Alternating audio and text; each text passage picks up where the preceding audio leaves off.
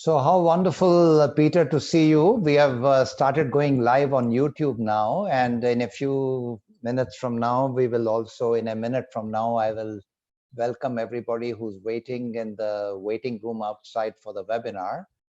But what a joy to see you, Peter. And, 1990 was the first time when I met you. And so it's been so wonderful to have this periodic conversation with you. And thank you very much for being part of our lives. And I'll now start broadcasting to the others so that they also begin to come into the room. Well, thank you. I'm so happy you've been part of my life. And so it's wonderful to reconnect like this. And I just appreciate the invitation. Thank you. So much. Yeah. For the benefit of everybody, I'd like to say why Peter is so special to us. It was in 1990 that I went to attend a program being done by Peter in New Jersey. And the program was overbooked. I wanted to attend it, but there was no seat available. And one of my dear friends called Dinesh Chandra, he gave the gift to me of saying, okay, Anil, I live in America. I can attend it some other time, but you want to come all the way from India. So why don't you attend this program instead of me attending it? So Dinesh, if you are listening, or I'm sure you will listen to it at some point, I want to thank you for giving us the gift of Peter's presence in our lives.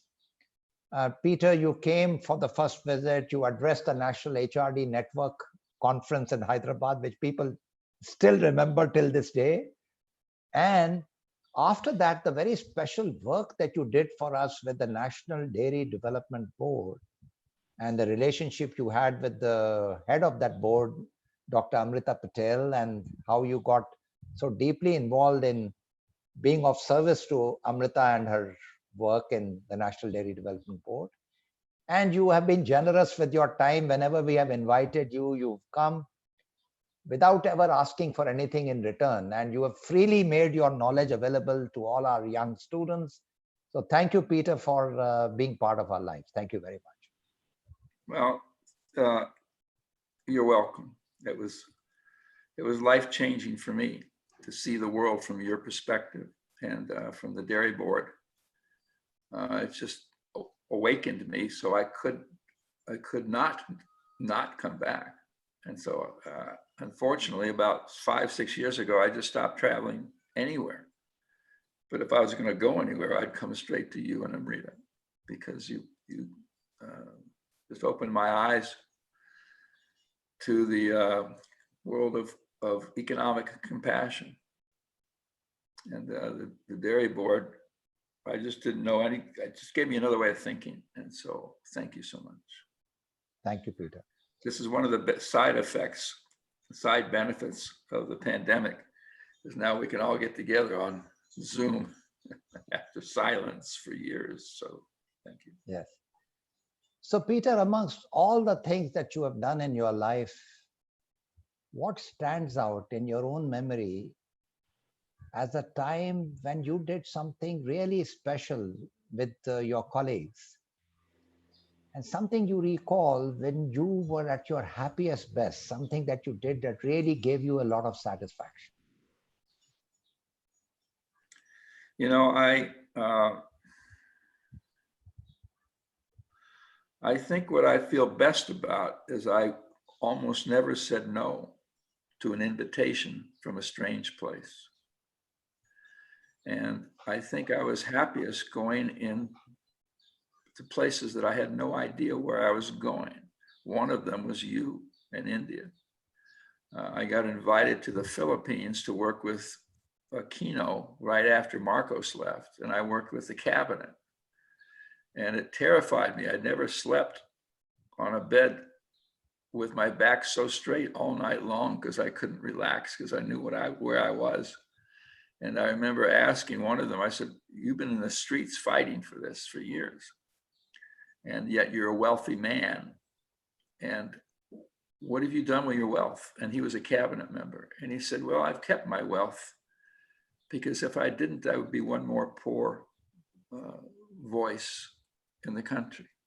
And then I I just felt so good to be part of that and to be invited into that. And I was terrified. And on my way to the workshop, there was a beautiful painting on a wall at the conference center. And I stopped and looked, and I thought somebody stood in front of this canvas and drew this painting with oil and a brush. And that was much more important than anything I'm about to do. And I just relaxed and had a great time with it. And it was those kind of things. I got invited to work with the CIA. So some of us would say, what am I doing in the CIA? And I figured, well, these invitations come from God. I don't make them up. So I spent a day with the CIA, and the best part of that was at lunchtime, they were so paranoid that they had to lock up their notes of my presentation in a cabinet so nobody would steal them. And I thought, wow, nobody's ever valued my words more than this moment. This is why I came. And so, you know, there are moments like that, moments at the dairy board. Mostly you're just grateful that you had a life that you cared about. And I found work in my 20s that I cared about. And by my late 20s, I realized I was pretty good at it. And after that, it's, you know, does it make a difference? Well, on one scale, it did. I learned how to write. On another scale, it's such a drop in the ocean that you can't claim victory. You can't say, wow, look what I know. And the other surprise to me, you know, I'm in my 80s now. Whoops, I'm in my 80s, and I'm just as interested. I feel, you say, when is the most productive time of your life in terms of my work? Probably now. Can you speak to that? Can you speak more to that? Well, for one thing, once you get old, you have no future. And when you have no future, you don't have to get nervous, because nothing's leading to anything. There's nothing out there. Now, there never was, but it took me 80 years to figure that out. You've known that in your mindfulness work forever. And the other is that, I don't know, I don't get caught up in the particulars. And for 15 years, I've cared about my community. And so I have a network of people that I can call together, bring together. I've been on a neighborhood council, elected officer for 6 years, another year to go.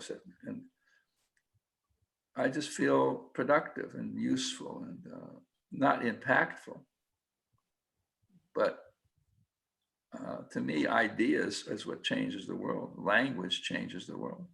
And so I feel like I have a platform to shift the conversation, which is probably what I was talking about in 1990. And so, Peter, talk to us about the most recent work on being part of service to the community in Cincinnati. I visited you there a few years back, and I know that you were really deeply exploring this within yourself and with others. So share with us more about the work and how it has evolved over the years and what insights you have been learning from that. Well,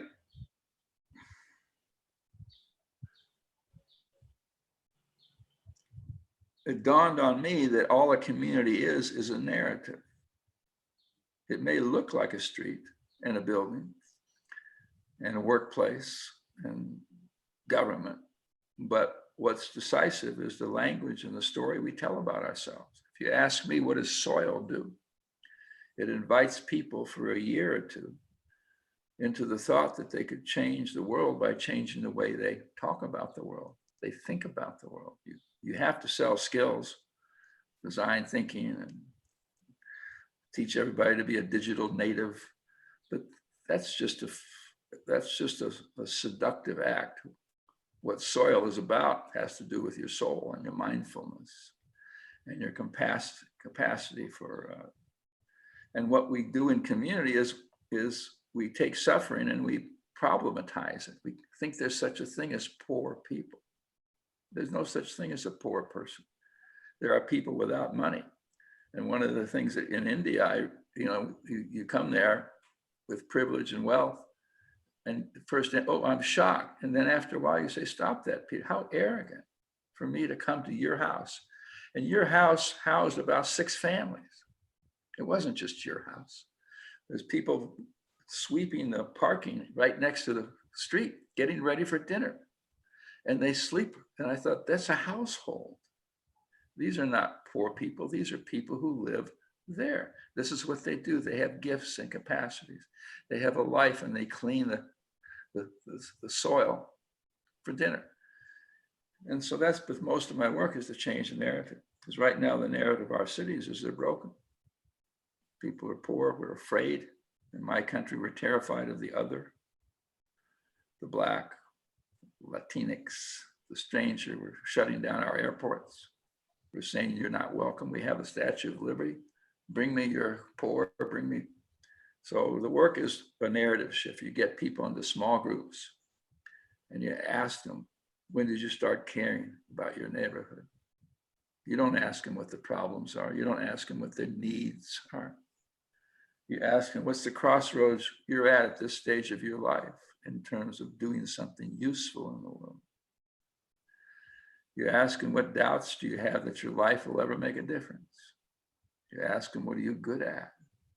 And we've started institutions where we take urban kids that everybody thinks are a problem. In my country, everybody's afraid of Black youth, 14 to 24 years old. All right. And that's just the nature of our suffering and nature of our crime. And so we started a youth where we only talk to 14 to 24-year-olds. And when they come to the door, we say, what are you good at? What do you love to do? That's all we talk about. And we ask them, how many adults care for your well-being? And the answer is usually 0 or 1. And after 4 months in our little group, the answer is 4 or 5. As soon as the number gets to 4, they get off the streets.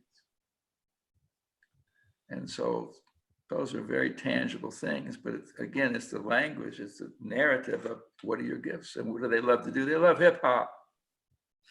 So we teach them how to lay down beats. We teach them how to sing. We teach them how to write. We teach them how to engineer. We teach them how to dance.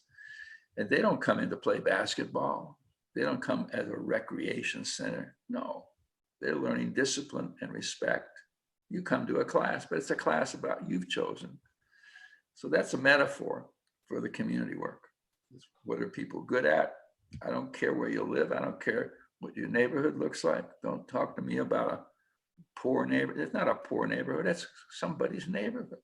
So that's the essence of my insight, is to trust that and believe in that and not get caught up in programs and funding and leadership and who's in charge and BJP or whatever it is, and Democrats and all that conversation is just chit chat. Popular. Sorry. So Peter, this is fascinating, but in some ways, this is a continuation of the work that you have been doing all your life inside workplaces. I remember your whole notion of leadership, a leader being a social architect, inviting the right people around the right questions.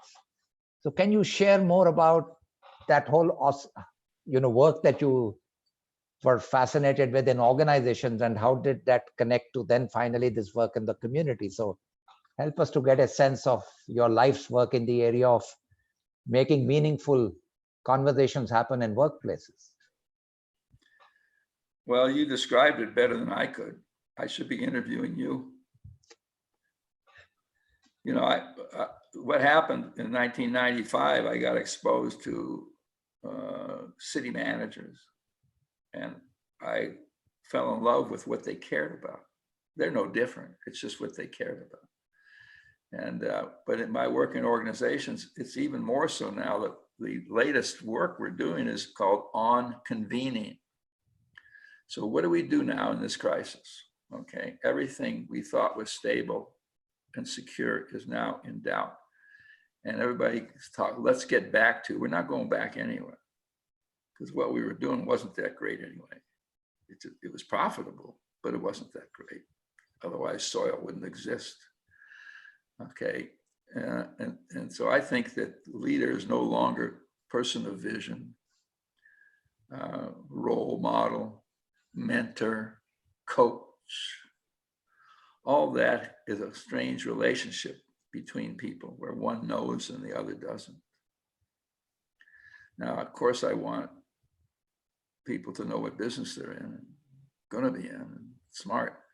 But convening is getting peers together to be connected to each other in co-creating an alternative future. So the work is the same. I haven't stopped breaking people into groups and having them talk about things they didn't come to talk about, because all transformation is linguistic. If somebody's, instead of complaining about the marketing department, I answer the question, what have I done? What's my contribution to messing up this relationship? That's a source of freedom. So that question will never change unless I can point to myself and say, what have I contributed to the suffering or the things I complain about? I'll never be able to act. I'll spend my life in complaint and waiting for someone else's transformation. And I know in the bones of soil, you carry the message that your life is yours to create. And if you're waiting for something else to be different, you're going to be extremely disappointed. So you came here to claim your freedom. And then as a leader, you have one job, is to help other people do the same. So if you ask me what a leader does, it confronts people with their freedom. It doesn't become the parent that they're looking for. So I see convening as an opening to an alternative future. And the old social contract, which is, I'll behave myself. Will you take care of me? That's the old deal. And the best companies, the highest rated companies, are the most caretaking companies of all. That contract is over. Okay, that little bat that bit a pig in China ended all of that. And the workplaces are disappearing here. I don't know about in India, but right now people are getting rid of leases and saying, how do we create a blend of how I want to work at home, when I need to be with other people, when I need to be with my family. And so in that era of uncertainty, not going back, the old normal wasn't. Normal was something we did to make ourselves feel more comfortable with things that made no sense. Oh, is that the way it is? Oh, let's call it normal. So I think convening, bringing people together, and the things that you're still doing, Anil, people bring you into a retreat. Every manager should know what to do for themselves. Their core expertise is how to bring people together into conversations and imagination and design thinking to create an alternative future. That's what we're trying to do. My thinking is to how to get leadership, how to have you teach in a business school. Number one, how do you bring people together? And then we'll become digital natives later.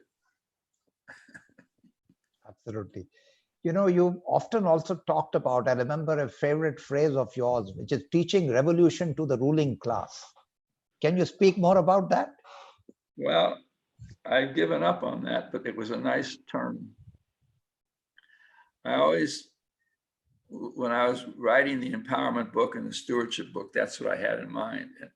And I don't have a problem statement that people running things are the problem.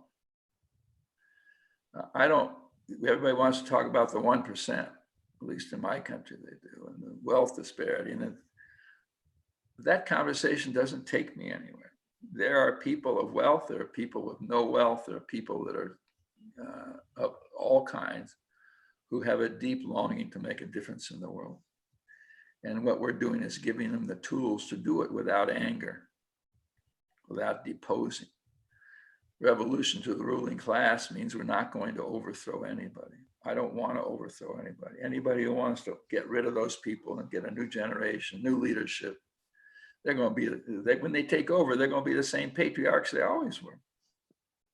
And so to me, the ruling class, one of the thoughts I had in this conversation is that what's missing in business schools is a serious conversation of purpose.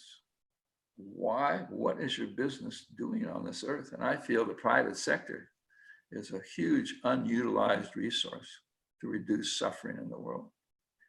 If there is civil unrest in India, in Gujarat, or wherever it happens, or in my town, Cincinnati, I think the private sector can be a major player in doing something about that. Because if they just decide that this is what they're here for, and then once in a while you make some money. You can't measure value by scale. I don't care how many employees you have. I don't care how fast you go.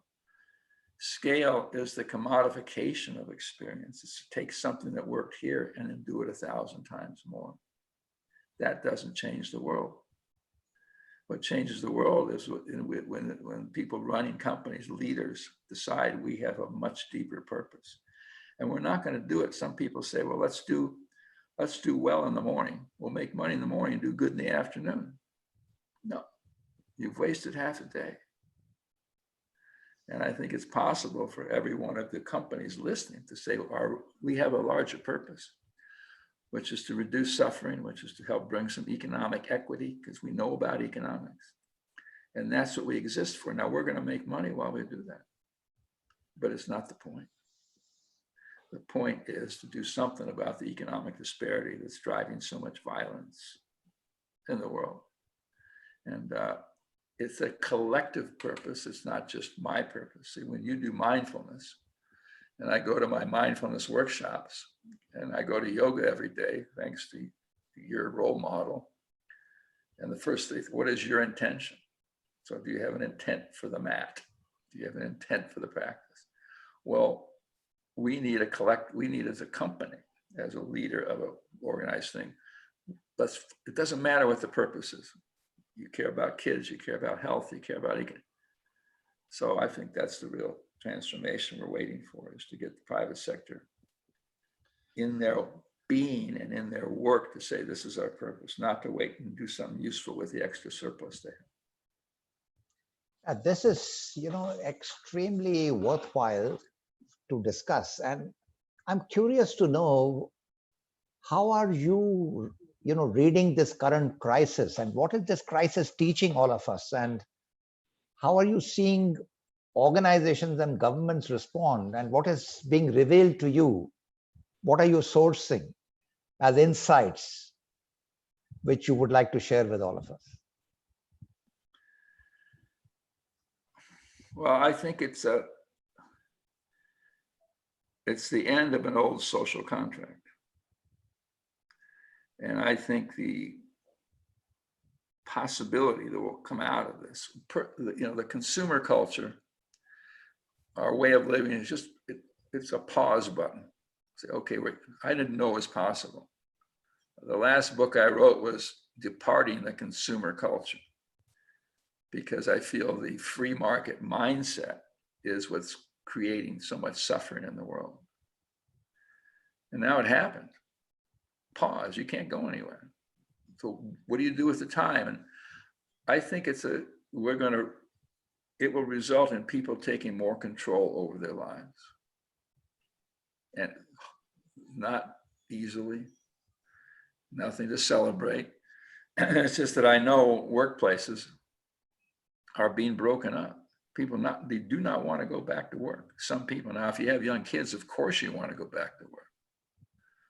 But we'll figure that out. And so now you're confronting people, say, well, how do you want to construct your life? How do you want to balance your life between God and between your family and your neighborhood? You're going to have to figure that out.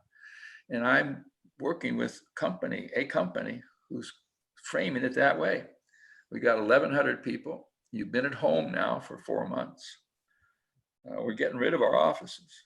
We're trying to get out of our leases. It's not easy. And now, how do you want to construct your life that honors the business we're in and the way you want to live? So I think that people are going to be, now how they'll respond to their freedom, you never know. We may elect a dictator because our freedom scares us so much, in the United States anyway. But I think that's the meaning of the pandemic. It also, the planet is happy, skies are blue, the rivers are clean. Are we going to give that up? I don't think so. And then I think Black Lives Matter is the wound, the unattended wound in the United States. is the commodification, exploitation of African Americans. And we made some progress, but a friend of mine says, let's put a period on slavery, because we still have a lot of slavery taking place in our country. And I think, I don't know how that's going to turn out. I'm afraid we can't imagine equality. And so it scares me when people in protesting against the police are the target right now. We say, let's give them more training. Well, something more fundamental is needed than a workshop, even though we've made our living doing it. And they say, let's have a diversity officer. Well, we've had vice presidents of diversity. And it's one of the goals. I love the way you frame it as soil. You say diversity is welcoming the other. It's not somebody whose full-time job is to get more people who are different than us in the door. So right now, the solution mix isn't very promising, but I think it's going to come down to economics. Peter, we had the financial crisis in 2008, and we thought we would learn out of that. And now we are saying we ought to be learning from the current crisis. We said this crisis is an opportunity. And yet, there is this whole aspect, that this whole model of capitalism that we have created for ourselves. In some respect, this whole model is not working very well, isn't it? So how do you think that we can get ourselves free from these models and the prison we have built around ourselves, which we, each time we say we will learn, and then something else happens. Then we go back to doing things as if they were earlier.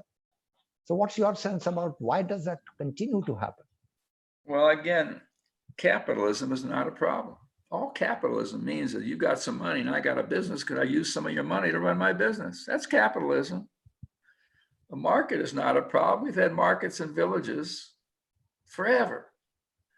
Now, we've turned it into a way of being. We've corrupted capitalism, not because of capitalism, but because we've made it a purpose of life. All our measures of well-being, even now in my country, everybody wants, how's the stock market doing? It's not a measure of well-being. It's how rich people are getting richer. And so my own sense is stop talking about capitalism. And you and us in the private, let's figure out how do we create more economic equity and stop acting as if consumerism is the point. When I first came to India, you didn't have escalators. I met with Shailendra, who I hope was send my love. And I said, you ever eat out? He says, oh yeah, we eat out. We go out about twice a year. I said, do you ever go shopping? He said, yeah, I need a second pair of shoes and I've been looking for 6 months to find one. I was going, what? I was on Mars. Because in a consumer culture, that's all you do is buy more shoes and eat out more. And so it's the free market culture based on consumption as a way of life that I think has to be dissembled or deconstructed, reimagined. And right now we're kind of living it. You know, I can't shop half, you know, I can still get Amazon, but that's not shopping. So I just feel get away from capitalism, not the problem. It's, again, how do we measure our well-being? And people are doing it. People have measures of well-being now, not gross domestic product. Unemployment statistics mean nothing. Okay, before the pandemic, we were on a 12-year run of unemployment down to 3%. We had about 8 to 15 million people that were not self-sustaining. How can you celebrate? So all these measures are what people are redoing. It's happening. And I let capitalism alone and socialism, all that language means nothing. What's really happening is that for my country, the people on the margins just don't own enough. They just don't own. You're smart, I'm smart, we bought things. We own stuff. We have something to leave our kids. But we got to redistribute ownership of property and enterprise and stuff like that. That's what we're working on. Yes. That's And beautiful. It becomes materialized. Now we need to become civil. That's right. The nice effect of the pandemic is now people get to know their neighbors. yes. And social distancing in the US, it began with the suburbs. People wanted out of the city and they wanted to be alone in the suburbs, and they wanted a garage door they could control from their car so they didn't have to make eye contact on their way home. So that's what's in question. So now we have lots of questions bubbling up from the audience. And here is our friend Vineet Taneja, who's been a senior executive and now a facilitator. Hi, He Shlenda. says, yes, so Vineet talks about, you used a term being useful, but not impactful. Would love to understand what is behind this thinking. Most people talk about leaving behind a legacy, which is synonymous with impact.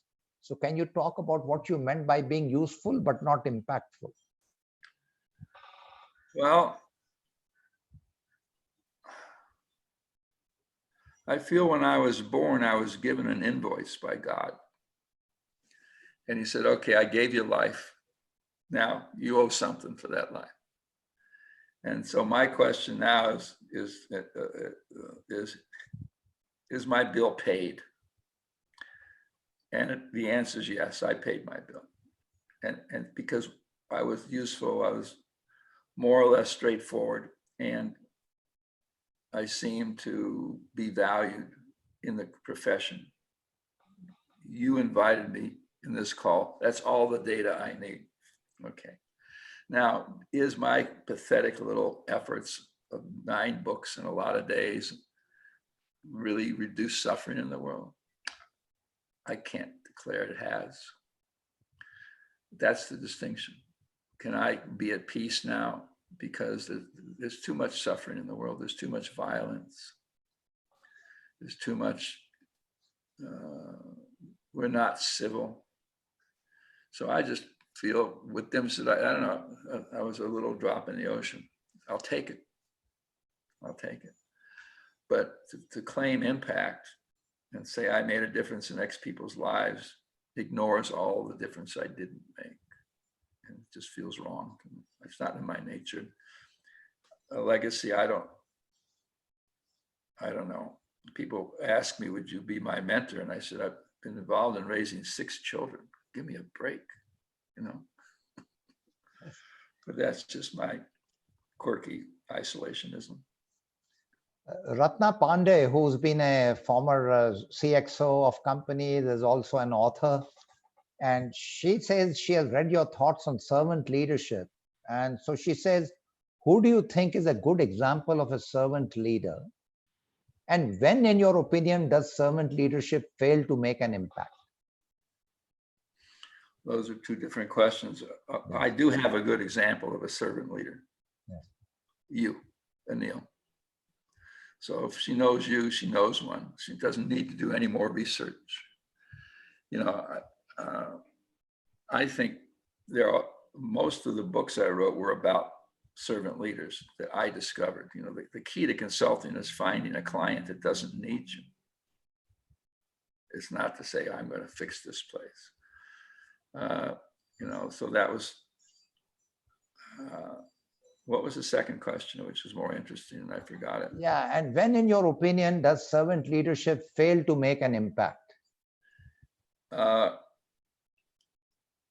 If it's only a theory, and if the leader is too much the point.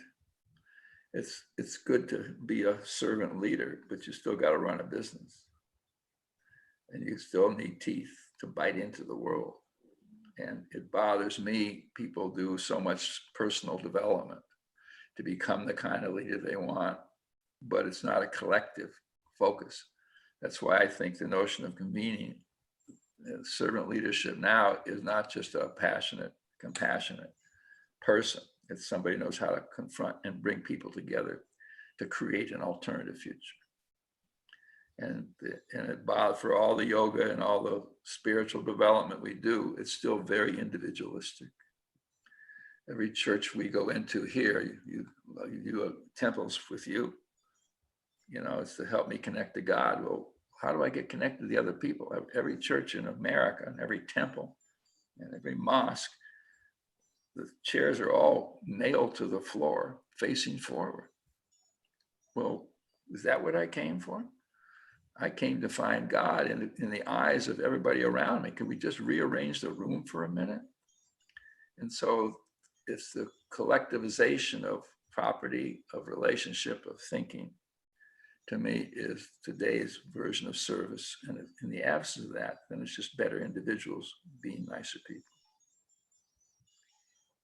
Monica Tata from Portugal, she's been attending all our programs, which started with Daniel Christian Wall, the Earth Steward. And so she says, do you believe that the narrative of togetherness can be triggered by the education of individual sovereignty or individual agency for creating, co-creating, and co-designing experiences of life? This interconnectedness of togetherness, this narrative of togetherness, could it be triggered by the education of the individual sovereignty? I think my answer is yes, if I understood the question. But I think the education, how we educate individuals is decisive.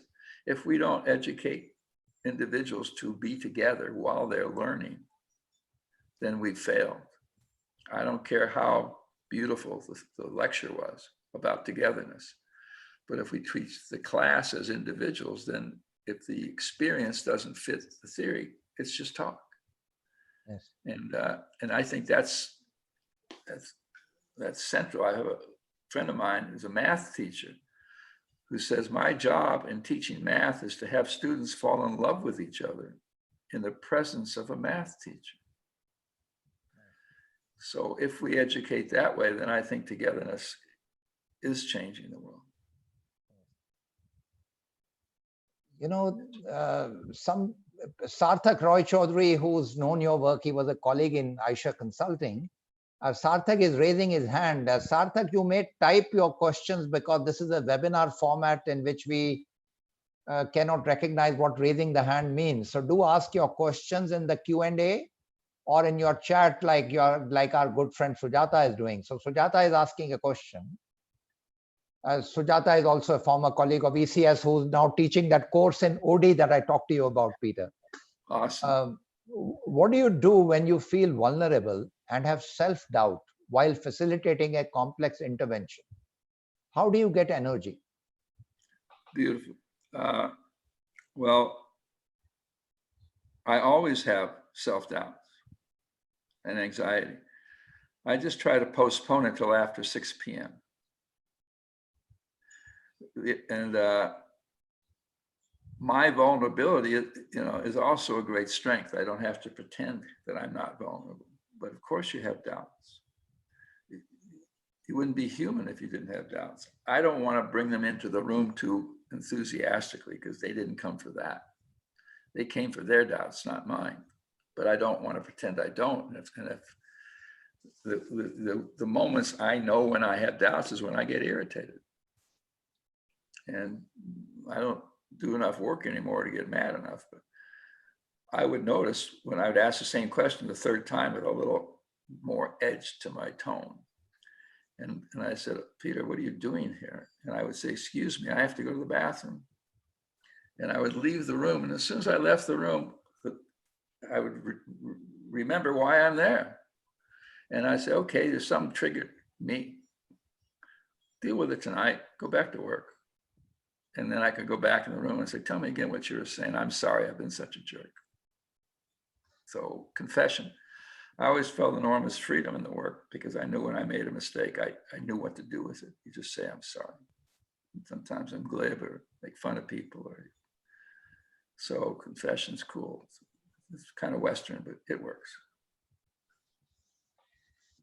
Anjanay Sangal, one of our alumni from Soil, is saying, if our actions are making an impact that is not measurable, should we continue? Because there's a lot of conversation about you cannot improve things till you measure them. I know that sentence is from a human being that doesn't believe change is possible. I can only measure what I did yesterday. I can't measure what I'm going to do tomorrow. And measurement is just an argument against an alternative future. That's all. It's just a defense against it. Most of the things that mean something in our work aren't measurable. We're just comforted, just like we're comforted by economic measures. Well, the GDP, the GNP, all these words, they have nothing to do with the quality of life. And so people say, if you can't measure it, nothing will change. Then I would say, you really don't think anything can change, do you?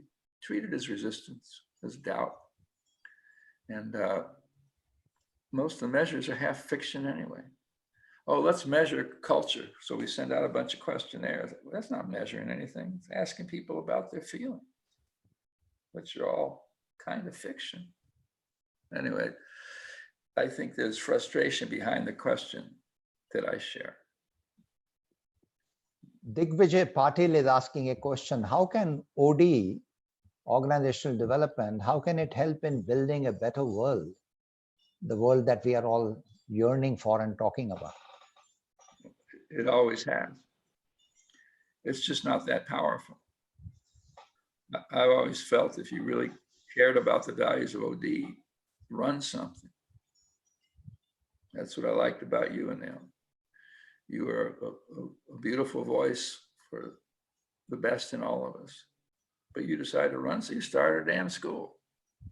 You didn't sit around like me and say, can I come talk?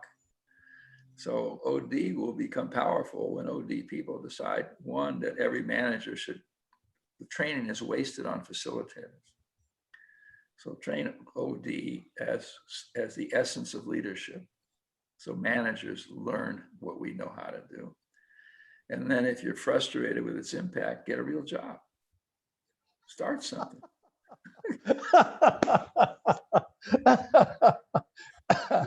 Really. You know, you asked me earlier what do I feel good about? My mind doesn't work that way, so it's taken me a while. I ran a business for 40 years. I still do, design learning. Yes. And I thought at the end of the day, we used to, in the old days, get together for Christmas, and there'd be 30 or 40 people in that room. And I thought, this is what I'm doing. I've created a living and a livelihood in a safe space for 10 families, 12 families. Good enough. The rest was just talk. Kaustav Das is asking a question. How do you start writing a book, Peter? Is that you first research about the market and then you write, or just something is revealed to you? So how does the process begin?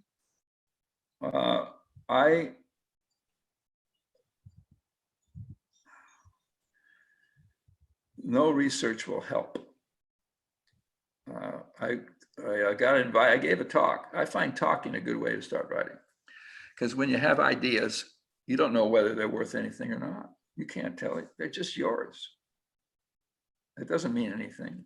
But if you get 5 people, and stand up and they sit down and you talk for a while, great ideas you realize they could care less about, drop it. The other is that I took a class and they said, when you're writing, think of the most supportive person in the world to you. Who do you know that believes most of what you say? And write to them. Don't write to your peers. Don't write to your clients. Don't write to the audience. Don't write to the public. If you write a book to sell, to market, everybody will know in the 3rd sentence.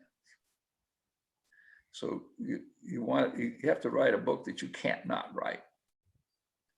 And then you have to summon up an enormous amount of arrogance to think that there's anything you have to say that's worth a damn. And so I just put on an arrogance mode, write the damn thing, turn it in with shame, and see what happens. And I've done that 9 times, for God's sake. Yes. Peter, Ravin Meete, a colleague of mine who was then also a director with KPMG, he asked a question: do leaders need consulting to discover their organization's purpose? Or is coaching a better intervention? Or maybe neither of the two. So what do you think about that? Well, we need all the help we can get. If the consulting is to gather people to have the conversation about the purpose residing in their souls and their minds, that's a beautiful use of consultants. If the consultant is to come up with a purpose statement, that's a waste of money. I don't need somebody else to tell me what I ought to be saying.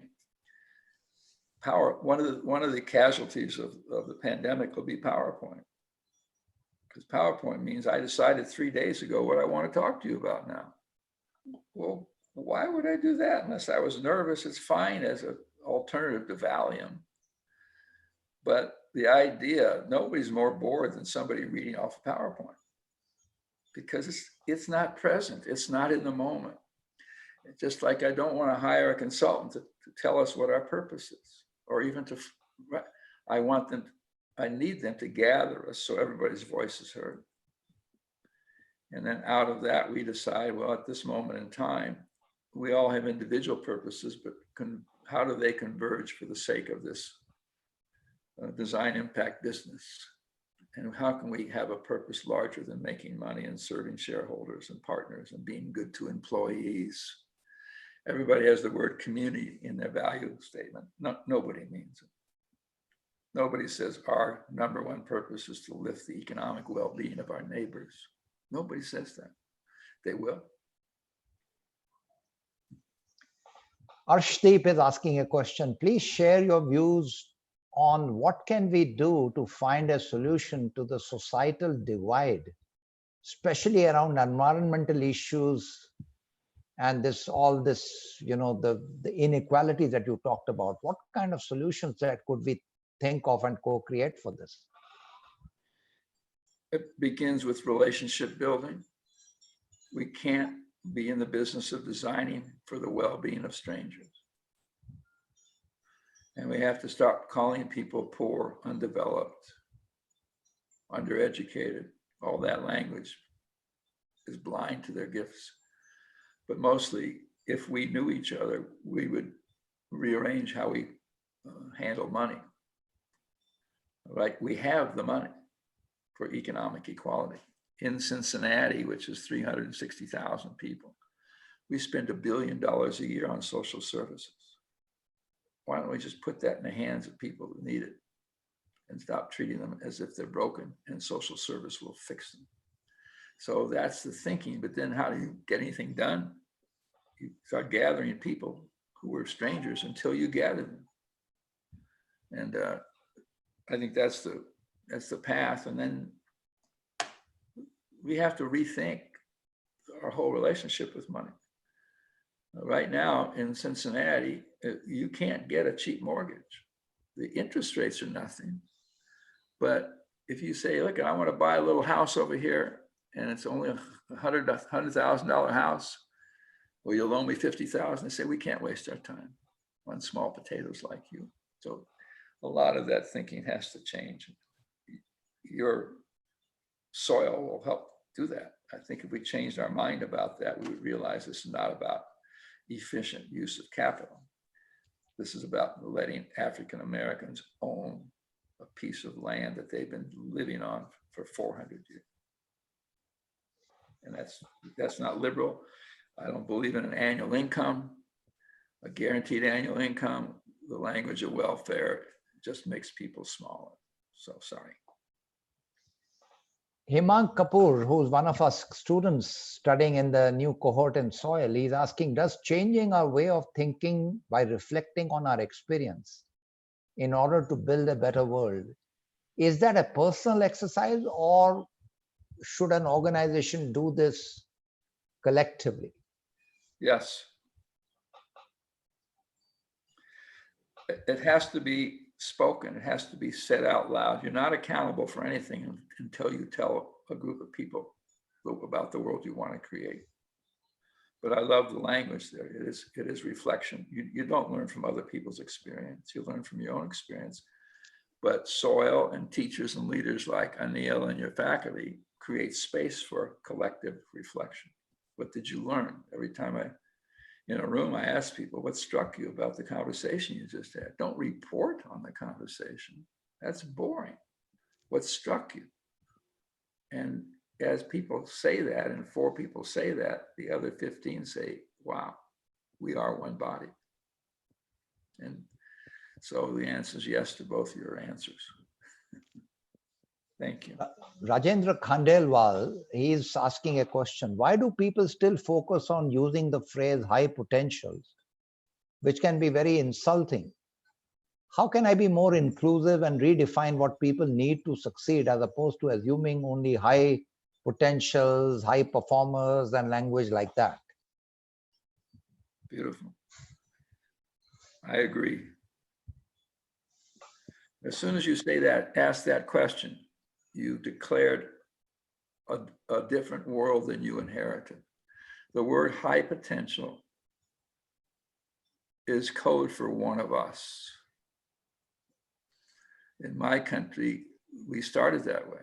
Native Americans, African strangers were never one of us. So high potential is just a sort and select. It's got nothing to do with who's worth investing in. It's just say, how do we tell the world she or he is one of us? Oh, let's call them high potential. What does that mean? Are we writing off? I mean, this is just patriarchal monarchy language that Soil is trying to get rid of.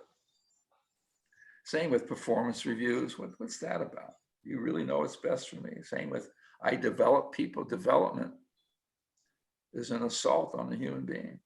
Will you develop me? No, I'm not a gardener. You're not a plant. You're a human being. Why don't you develop, be responsible for your gifts? And if you want to talk once in a while, I'm here. Rather than this whole development notion. Sorry. Sujata Deshmukh, who raised another question earlier, she said, is there any idea around transformation and development that is very powerful, which according to you has not yet taken wings? Like a super idea that is hidden and not being given enough attention right now? Well, I think the idea that all transformation is a shift in language, narrative. The idea that whatever your story is, you made up, has not landed. It has landed for individuals. It hasn't landed for collectives, for communal things. And that's what I'm giving my life to, is to try to understand what it is in our language that keeps us frozen in a colonial past. One of the things that I learned from Amrita and the National Dairy Development Board, they said, once we got our independence, we just got British leadership in black faces with dark skin.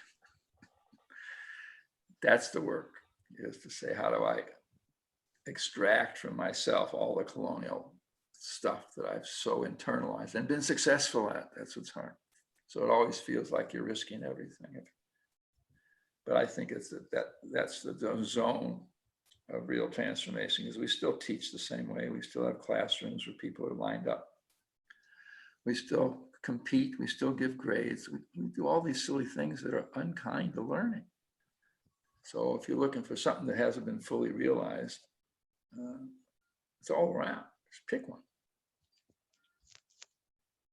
So Peter, in fact, in Soil, we have a new grading system that doesn't compare students with one another. So in every course in Soil, everybody could be a role model, and there is a way for you to raise your own standards. So there is nothing, this is something that we learned together, that we ought not to make people compete against each other in the class. So everybody can get the highest score. Yes, that's true. And that's a good teacher. Yes, yes, absolutely. Every place else, if everybody gets A's, yes, the teacher gets fired. Yes, yes, and in the course I teach, I ask students to rate themselves on transformational leadership, self-leadership, and to have a conversation with themselves, and they grade themselves in the way they believe the maximum change has taken place in themselves. Beautiful. Beautiful. Because I said only you know the transformation that has taken place inside you. Yes. And only your peers can be helpful to you because Yes. you don't know how to manipulate your peers. Yes. You can manipulate. If you're at soil, you've learned how to manipulate teachers all your life. That's right. It's real simple. You just make eye contact, you smile and show gratitude. And oh, what a great student you are. That's right. Peers don't put up with that. They say, cut that out. Let's talk. So that's a beautiful structure. See, that is a communal, peer-based structure. Everybody wants to know how they're doing, but let them with each other figure that out. Beautiful. Yeah. Thank you. Neha Thakur is asking a question. She says vulnerability and use of this whole term of vulnerability is often talked about. But is society really ready to appreciate vulnerability in leaders? Yes. What's your sense? Yes. It is. Once we decide they are, society is not ready for anything. The society is just something how do you know what society is thinking? The newspaper? I don't think so. You know, am I ready? And I think vulnerability is just a word for our humanity. And what I would teach, I would have a course at Soil. And the title of the course is, I don't know. All right. And you spend the whole semester realizing that it's fine to tell the world, I don't know. Yeah. Not knowing is the key to mindfulness. What if mindfulness is the first thing on your website? Okay, we teach mindfulness. Well, what's the first lesson in mindfulness? Stop judging. Just pay it. Can your mind just pay attention for 8 seconds? That's a miracle. And so I think the world's ready for vulnerability. I may not be, but the world is ready. The world's ready for anything I'm up for. A few years back, we had a retreat at Dharamshala where you were visited, and we met His Holiness the Dalai Lama this time, a few years back. Mm-hmm. He asked, what are you here for? We said, we are here on a retreat on mindfulness meditation. So he asked us, so how many minutes can you meditate? And then he looked at everybody in the group, people from around the world, and he said, 10 seconds, 20 seconds, 30 seconds. And he laughed like a child. He said, it's so difficult to pay attention even for a few seconds, actually. So, yes. It is. And, it's also mindfulness that you have a body. And it's fine. It's not the one you wanted. Of course not. Even the most beautiful people in the world don't like their bodies. So part of what you're teaching people is get over it. Just get over it. Yes. This is your body. This is your breath. Your mind's good for 8 seconds. Take it. That's right. Sarthak Rai Chaudhary, who was raising his hand earlier, a dear friend, he says the evolving journey of an individual is his evolving or her evolving purpose. How do you transition from one purpose to another? And when do you realize it's time to relook at your purpose? As soon as you have that question. Right now, whoever asked the question, now is the time. Purpose finds you. You don't have to look for it. I sailed for a while on a sailboat, and I took a lesson. I said, when you reef the sail, you make the sail smaller so the wind doesn't knock you over. And I asked, how do you know when to reef the sail? He said, as soon as you ask yourself the question, get busy. So the world will handle your purpose. And if you think if you're asking, is it time to turn over a leaf? The answer is yes. All it takes is courage and a couple of friends. Peter, it's been absolutely wonderful to be in your presence today.